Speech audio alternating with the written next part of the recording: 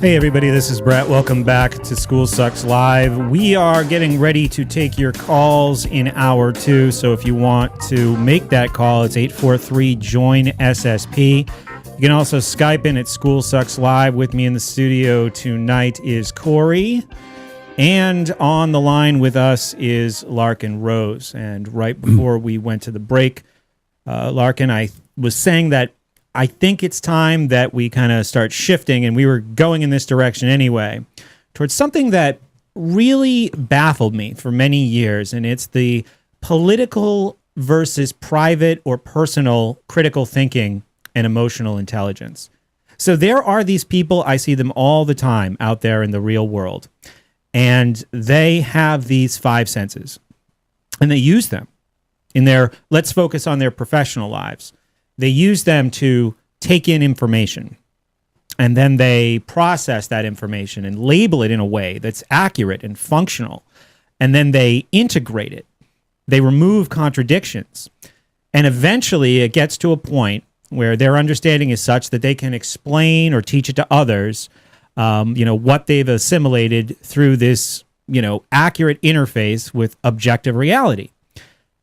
And then the very same people who, are using what's often called critical thinking or the trivium in their private lives or their professional lives will move into their political lives, their public lives, and they will say something like, we need the government because people are just incapable of making most of the really important decisions that affect their lives. They can't do that. And then within 2 minutes, they will say that government itself is just and under control because it's chosen by those people. It's so freaking weird, right? Because that's like a huge contradiction. So there's the hodgepodge, right? There's the hodgepodge that you described. People just throwing together things they've heard, not because they're dumb. Like I said on the show last week, one of the frustrating things for me is that I often feel like I'm talking to somebody who might be naturally more intelligent than me, but they're going into this emotional defense. And this is where it gets really tricky, right? Yeah, this is the kind of thing that being intelligent does not really spare you from. Like, right. You don't not fall for this because you're intelligent. Right. It's necessarily. Because it's a faith-based indoctrination thing that's pounded into their heads that they don't believe as a result of thinking and logic and evidence. They're just told that it is so. And they in their daily lives they seem to make sense. They seem to be able to live their lives, but it also shows the religious nature of the belief in government, because really what it boils down to, now they won't word it this way because then it'll sound as ridiculous as it is, but really what it boils down to is saying, I don't trust people. People are untrustworthy and unpredictable, and some of them are malicious. So my solution is to take some of those people, and not even the average ones, some of those people, the ones that we all know are crooked liars, and give them permission to violently control and rob the rest of us as a solution to solve the problem of the fact that some human beings are nasty or untrustworthy. We're going to take some of them, some of the most untrustworthy around, give them permission to violently control us all, and that will protect us from the untrustworthiness of mankind. Right, and that goes back to basically what you just said. What kind of people does a thing like this even attract? When it's people and positions instead of principles, it's always, you're right, it's always going to be the worst types of people, as history has demonstrated again and again and again, that will claw their way into those slots.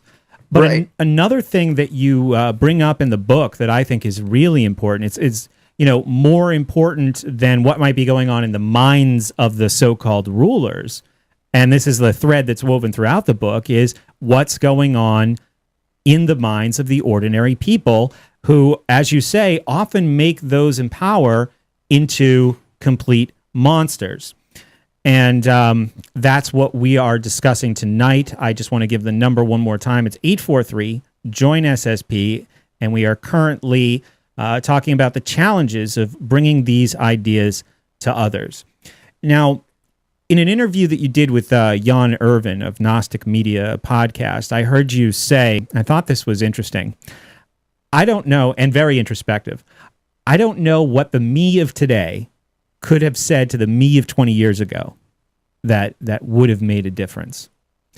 So this is emotional, not just because it is a faith-based belief, but we also have how these beliefs are put into us. I'd like to hear your thoughts on that. Right.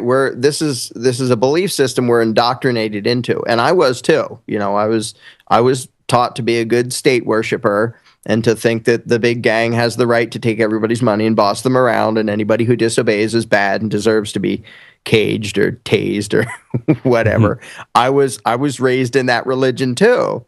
And anytime, especially a belief that's that fundamental to the way you see society, literally being raised in that, I saw evil as good and good as evil. It was totally, completely backwards. I saw the biggest gang of murderer and thieves on the planet as the good guys who protected society. Because I was taught to believe in authority and government, and taught that, well, because they did these rituals and there's these documents and stuff, somehow what comes out the other end is they're allowed to rule us.